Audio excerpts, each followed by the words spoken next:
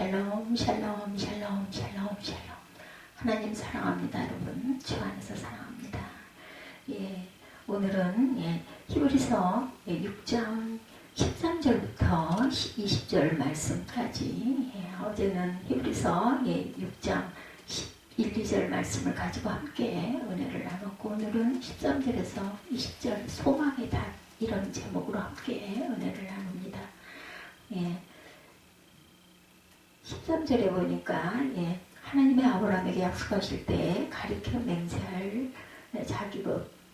자기의 맹세할 자가 자기보다 더 큰 이가 없으므로 자기를 가리켜 맹세하여 이르시되 내가 반드시 너에게 복주고 복주며 너를 번성하게 하고 번성하게 하리라 하셨다니 그가 이것이 오래 참아 약속을 받았느니라.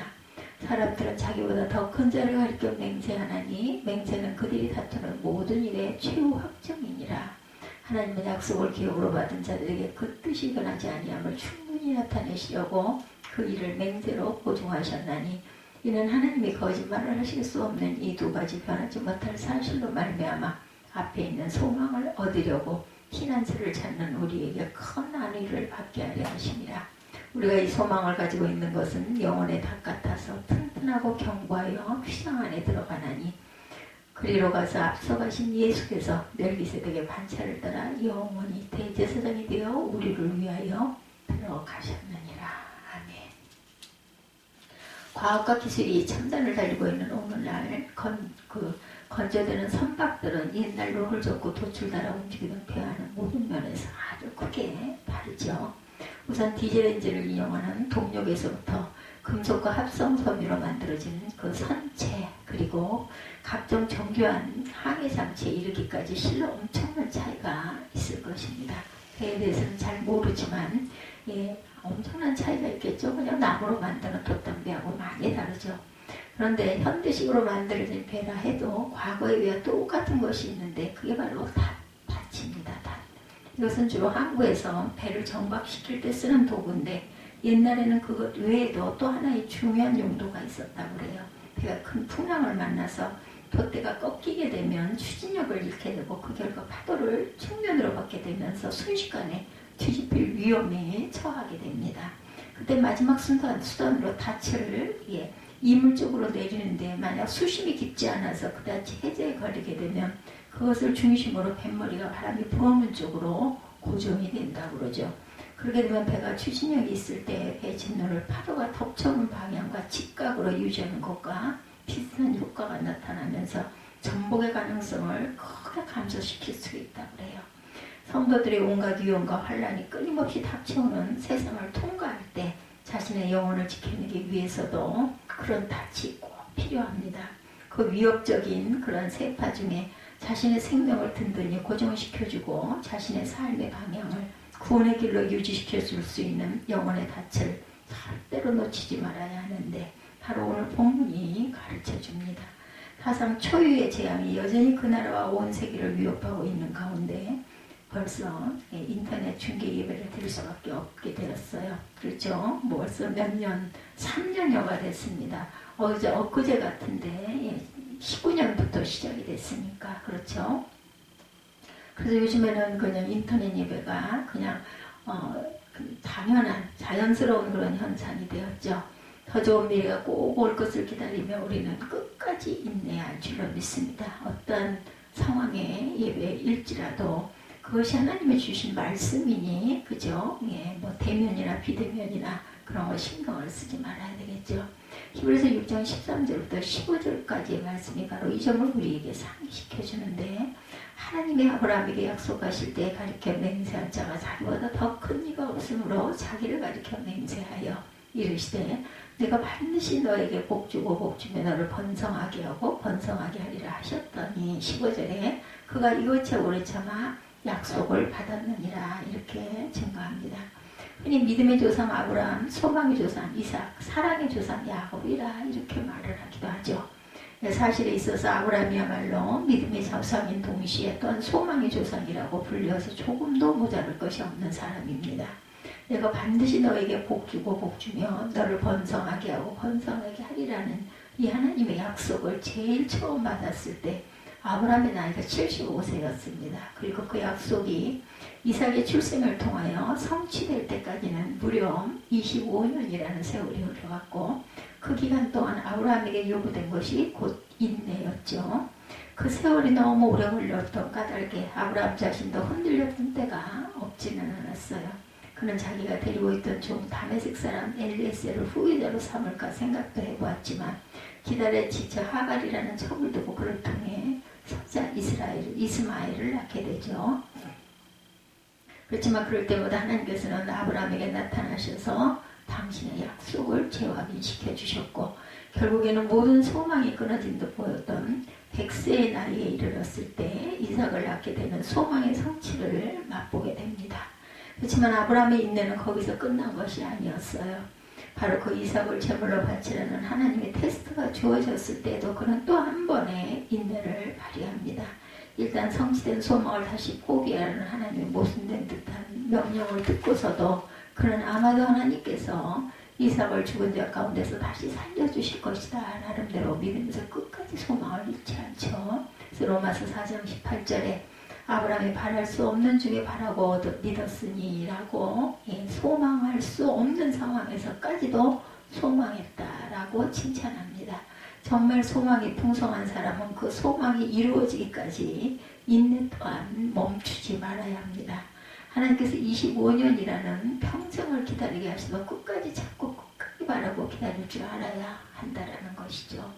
아니 하나님께서 혹 소망을 조금씩 이루어주시는 것 같다가 갑자기 돌아 빼앗아가는 듯 보이는 순간에조차도 절대로 낙심하거나 포기하지 말아야 되겠다.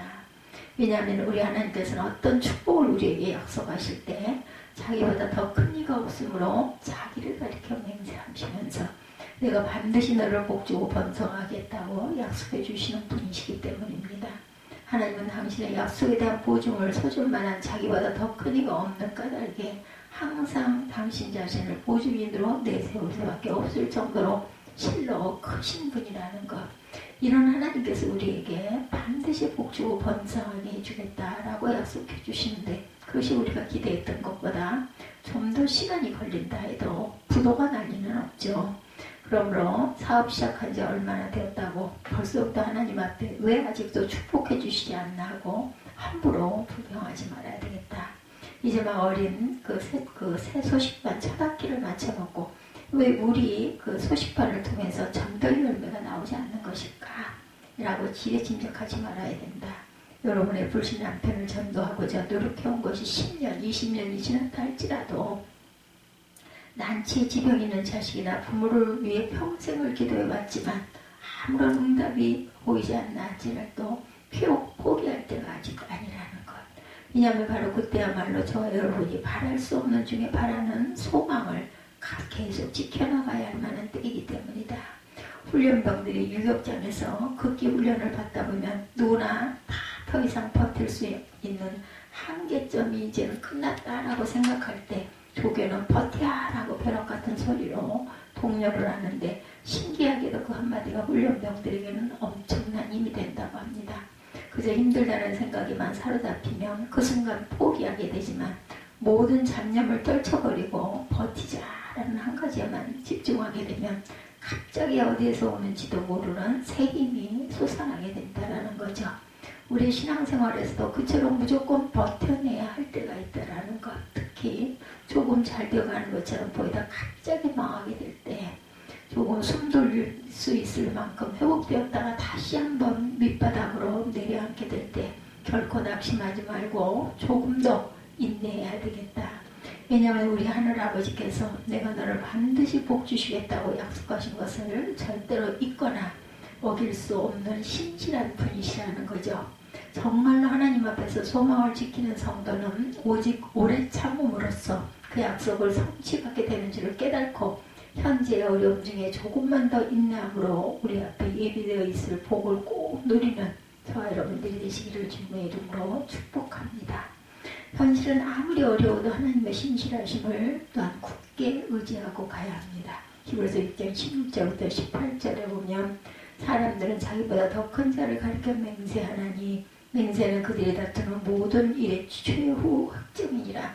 하나님은 약속을 기업으로 받은 자들에게 그 뜻이 변하지 아니함을 충분히 나타내시려고 그 일을 맹세로 보증하셨나니 이렇게 말씀하고 있습니다. 이는 하나님이 거짓말을 하실 수 없는 두 가지 변하지 못한 사실을 말미암아 앞에 있는 소망을 얻으려고 피난처를 찾은 우리에게 큰 안위를 받게 하려 하심이라고 증언하죠. 당시의 법정에 행하던 관례를 16절은 배경으로 나타냅니다. 유대인들은 맹세할 때 자기보다 더 큰 자, 즉 하나님의 이름을 두고 맹세하거나 혹은 하나님과 관련된 것들, 예를 들면 하늘이나 성전이나 예루살렘을 두고 맹세를 하죠. 본문에 그들이 다투는 모든 일의 최후 확정이니라 라는 말씀이 곧 그렇게 맹세하고 증언한 말이 모든 법정 시비에 대하여 최종 판결을 내리는 기준이 된다라는 뜻을 갖고 있습니다. 그런 맹세가 바로 하나님께서 아브라함에게 또한 우리에게 주신 것이기도 하다. 17절에 하나님은 약속을 기업으로 받은 자들에게 그 뜻이 변하지 아니함을 충분히 나타내시려고 그 일을 맹세로 보증하셨나니 라고 했어요. 하나님께서도 당신의 약속을 사람에게 주실 때 그 확실성을 제삼 다지기 위하여 바로 그런 법정 증언의 형식까지 빌어서 사용하셨던 것. 사람이 맹세를 해도 법정의 최종 판결을 결정지을 만큼 엄중한 것인데 하물며 하나님께서 맹세하셨다면 그 약속의 확실성이 오죽하겠느냐. 그러므로 이어지는 18절에 기록된 대로 두 가지 변하지 못한 사실이 우리에게 소망을 근거로 줍니다. 우선 하나님의 약속 그 자체가 변하지 못할 첫 번째 사실이고 그 약속에 대하여 보증하신 맹세, 그것이 두 번째입니다. 사실 이 두 번째 것은 꼭 필요한 것도 아니었죠. 예수께서 성부 하나님을 가리켜 아버지의 말씀은 진리입니다 라고 하신 것처럼 결코 변하지 못할 하나님의 말씀으로만도 이미 약속을 확실한 것으로 믿기에는 충분하고도 남음이 있다. 그럼에도 불구하고 맹세를 하니 이제는 하나님 당신보다 더 크신 이가 없기 때문에 어쩔 수 없이 하나님께서 스스로를 두고 맹세하실 수밖에 없는 희한한 맹세가 되었던 것이다. 하나님께서 그처럼 꼭 필요하지도 않은 맹세를 당신의 약속에다 덧붙여주신 이유는 어찌하든지 우리로 하여금 그 약속을 굳게 믿도록 하기 위함이었다. 그래서 18절 하반절에 이 두 가지 변하지 못할 사실로 말미암아 앞에 있는 소망을 얻으려고 피난처를 찾은 우리에게 큰 안위를 받게 하려 하심이라고 기록하고 있습니다. 이 두 가지 변하지 못할 사실로 말미암아 라는 말은 이 두 가지에 의지해서 라는 뜻입니다. 즉 당신의 약속의 신실성에 대하여 사람에게 보여줄 수 있을 만큼 최대로 다 보여주신 하나님께서는 이제 우리가 그 약속을 받아들이고 그것을 의지하며 살아갈 것을 촉구하고 계시는 분이다. 바로 이런 맥락에서 오늘 앞에 12절에서도 약속들을 기업으로 받은 자들은 그 약속을 오래 참음과 함께 또한 믿음으로 받는 것이라고 말씀하죠. 하나님의 말씀의 확실성과 그 맹세하시는 성품의 신실성을 전적으로 신뢰하고 의지하는 것, 바로 그것이 믿음을 통하여 소망의 풍성함에 이르게 하는 길이고 역시 아브라함이 또한 우리에게 보여주고 있는 본이기도 하다. 잘 믿는 사람은 반드시 큰 소망을 품게 되어 있는 이유가 바로 이것이고 또한 소망을 지켜나가면 그 믿음 역시 더욱 든든히 서게 된다라는 것이죠. 우리가 쉽게 절망하고 금방 낙심한다면 우리 자신 믿음 없는 사람인 것을 나타내는 것입니다. 왜냐하면 소망 없는 사람이란 분명히 우리에게 소망의 약속을 주신 하나님의 신실하심을 믿지 않는 것이고 그 약속을 맹세로 보증까지 해주신 하나님의 성품을 전혀 신뢰하지 않고 있다는 것이 분명하기 때문이죠. 남편이 사업에서 실패를 해도 그 아내가 그래도 저는 당신을 믿어요 라고 말할 때 그런 아내를 향한 남편의 마음이 어떻겠습니까? 정말 무슨 일이 일어나더라도 반드시 성공해서 자기를 믿어주는 아내를 행복하게 만들어주고 싶은 것. 이처럼 아무리 어려운 일을 당해도 서로 믿어주는 부부의 앞날에는 반드시 희망이 있겠죠. 더욱이 당신의 자녀를 향한 선한 뜻이 결코 변하지 않고 그 약속하신 것을 꼭 이루어주실 수 있는 전능을 예나 지금이나 변함없이 보유하고 계신 하나님을 믿는 성도의 미래는 두말할 나위가 없습니다. 이처럼 하나님의 신실하심을 끝까지 의지하는 믿음을 자신의 소망에 대한 든든한 바탕으로 삼는 가운데 그런 믿음이 소망을 낳고 소망이 또한 믿음을 더욱 강하게 세워주는 은혜를 꼭 체험하는 저와 여러분이 되시기 바랍니다. 세 번째 궁극적 소망인 참담 구원을 교회 중심의 십자가를 통해 바라보는 바라보십시다. 성도들의 소망의 가장 깊은 것은 19절과 20절에 우리가 이 소망을 가지고 있는 것은 영혼의 닷 같아서 튼튼하고 견고하여 휘장 안에 들어가나니 그리로 앞서가신 예수께서 멜기세덱의 반차를 따라 영원히 제사장이 되어 우리를 위하여 들어가셨느니라 이렇게 말씀하죠. 여기서 우리가 소망을 가지고 있는 것은 곧 영혼의 닷과 같다고 말씀합니다. 이 닷이라는 단어는 구약 성경에 단 한 번도 나타나지 않고 신약에서만 4번 나오는데 한 번은 본문이고 다른 3번은 바울이 로마로 호송되어 가던 중 바다에서 풍랑을 만났던 사건에서입니다. 당시 유대인들은 대체적으로 바다를 싫어했어요. 언제 어떻게 변할지 모르는 바닷길은 육로에 비해서 훨씬 위험했기 때문입니다. 그렇지만 그런 까닭에 그런 바다를 항해하는 배에 있어서 닷이란 지금보다 훨씬 더 필수적인 장비였고 중요한 그러한 그 장비였죠. 비록 닷 자체는 물 밑에 내려져 보이지 않지만 그것만 제대로 박혀 있으면 아무리 바다 위에 큰 바람과 물결이 몰아친다 해도 배는 떠내려가지 않고 튼튼히 견고하게 안전하게 확실하게 제자리를 지킬 수 있기 때문이죠. 그래서 이 본문에서도 닷이 물속에 들어가서 감춰지는 모습을 예수께서 우리보다 앞서 휘장 안에 들어가신 모습에 비유하고 있습니다. 원래 대제사장만 1년에 한 번 들어갈 수 있는 성소의 휘장 안쪽, 곧 지성소라고 불린 곳으로 하나님의 임재의 상징이죠. 그것은 예수께서 우리를 바르고 하나님께서 임재하시는 지성소 안으로 들이시기 위하여 자신이 먼저 십자가 희생제물이 되셔서 그 지성소에 당신의 보혈을 뿌리신 것입니다. 우리가 휘장 안의 지성소, 하나님께서 임재하고 계신 곳으로 들어간다는 것은 바로 궁극적으로는 비록 물밑에 잠긴 닷처럼 눈에 보이지는 않지만 보이지 않는 천당을 우리가 확고부동한 궁극적 소망으로 붙들고 살아가는 것을 가리킵니다. 이 천당 구원의 소망이야말로 저와 여러분에게 있어서 최고로 튼튼하고 견고한 닷, 가장 안전하고 확실한 소망인 것이죠. 또한 현실적으로는 그 천당 구원의 소망을 교회 중심으로 확고부동하게 지키면서 살아가는 것을 가리킵니다. 교회야말로 하나님께서 임재하시는 지상의 보좌이고 죄인을 예수 그리스도의 십자가 공로를 통하여 지성소의 시온저까지 이끌어들이는 구원의 통로가 되기 때문이다. 정말 우리가 이런 소망의 담만 분명히 내리고 있다면 어떤 세파에도 결코 흔들리지 않고 튼튼하고 견고하게 신앙생활을 유지하고 갈 수 있겠다라는 것. 우리 각자의 인생 항해에는 예외가 없이 이런저런 잔물결과 큰 풍랑이 부딪혀옵니다. 사업 때문에 휘청거릴 때도 있고 진학의 실패에 흔들릴 때도 있습니다. 때로는 가족 간의 불화가 내 인생을 포류하게 만들기도 하고 자기 자신에 대한 낙심이나 불안 때문에 스스로 떠내려가기도 합니다.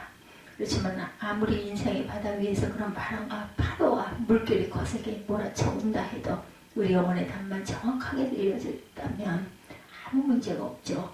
이 세상에서 어떤 때 좀 속상한 일을 당하고 아픈 그런 힘든 일을 당할 때도 실패를 겪을 때도 있지만 무엇이 어떻게 돌아가든 나의 내세는 천국에서 우리 주님과 영원히 살게 될 것을 확실히 소망하는 이 소망의 답, 그것이 확실히 박혀 있으면 절대로 그 인생이 잘못된 것으로 떠내려갈 수는 없을 것이다.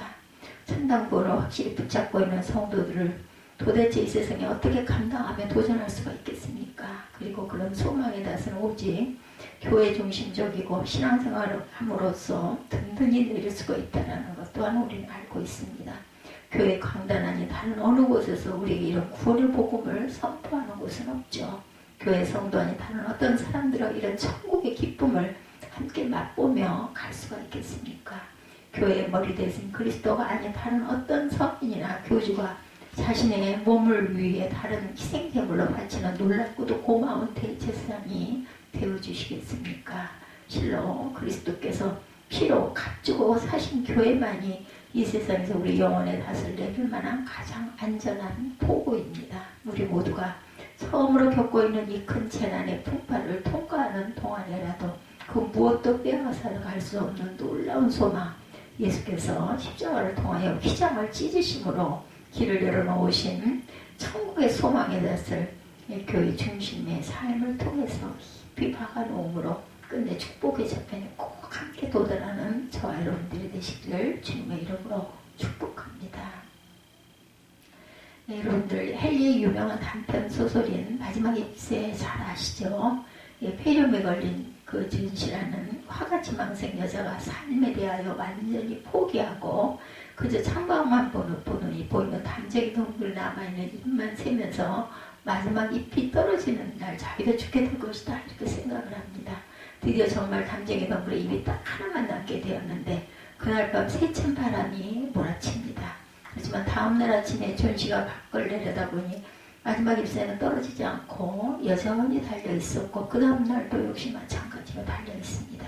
그것을 보고 존씨는 자기 생명을 포기하려던 마음을 고쳐서 살고자 하는 의지를 가지게 되고 결국 왕게 되는데 나중에 알고 보니 그 마지막 잎새는 그녀의 아파트 아래층에 살던 늙은 화가 베어맨이 존씨를 위해서 그 폭풍 못 치던 날밤에 담벼락에 직접 그려놓은 그림이었습니다. 베어맨 자신은 바로 그날 밤에 병에 걸려 죽게 되는데 그가 그린 그 담쟁이 잎새 하나가 존씨에게 삶의 희망을 불어넣어 주었고 결국 그녀를 살려내게 된 거죠. 그 마지막 잎새 하나가 그녀에게는 그야말로 자기 생명을 살리는 소망의 밭이 되었던 것이죠. 이처럼 한 사람에게 희망이 있느냐 없느냐는 것은 그 사람이 사느냐 죽느냐는 극단적인 차이가 만들어집니다. 우리 성도들은 이런 희망보다 더 좋은 소망을 보유하고 있는 저와 여러분입니다. 희망이라고 할 때는 반드시 이루어진다는 보장이 없는 불안이 내포되어 있지만 소망은 반드시 이루어지고 말 것이라는 확신을 가진 사람이 쓰는 말이기 때문이죠. 오직 인내가 있어야만 그 소망 중에 기다렸던 더 좋은 것을 받을 수 있습니다. 아무리 현실이 어렵고 힘들어도 하나님의 신실하심을 믿어야만 그 소망이 약속의 성취로 이루어지게 되죠. 그리고 우리 성도들에게 있어 최고의 소망은 단 하나 참된 영생이죠. 오직 천국 교회 중심의 신앙생활만 이 귀한 소망을 끝까지 간직하게 해줍니다. 그리고 우리 성도들에게 있어서 최고의 소망, 이 모든 것들 중에 우리가 혹 자기 인생의 탓을 엉뚱한 곳에 내리고 있는 사람은 없는지, 나는 그렇지 않은지, 나야 똑똑하고 돈 잘 버는 자식이 있는 한에는 앞으로 아무 걱정이 없네, 자녀가 곧 자기 인생의 말년까지 안정시켜줄 탓으로 믿고 있지는 않은지, 우리 부부가 교회에 헌금하지 않고 꼭꼭 저금해 두고 있으니 세상이 어떻게 돌아가더라도 돈만 있으면 안심일세, 재물을 가지고 자기 여생을 보장해주는 탓으로 착각하고 있지는 않은지, 그렇게 믿고 살다 그런 탓들 정도는 간단하게 뽑아버릴 인생에 큰 풍랑이 닥치게 될 때 순식간에 정복된다라는 것, 우리 각자의 영혼의 탓, 소망의 탓을 내릴 곳은 주님께서 친히 열어주신 휘장한 교회밖에 없다라는 것을 잊지 마시기 바랍니다. 주님께서 약속해 주신 거룩한 하늘아버지의 집에 이를 그날이 올 때까지 오직 인내로 소망의 성취를 기다리고 영원토록 신실하신 하나님을 의지함으로 그 소망을 굳건하게 지키는 가운데 이 풍랑지에 예비되어 있는 금세와 내세의 풍성한 기업을 반드시 함께 누리는 저와 여러분들이 되시기를 주님의 이름으로 축복합니다.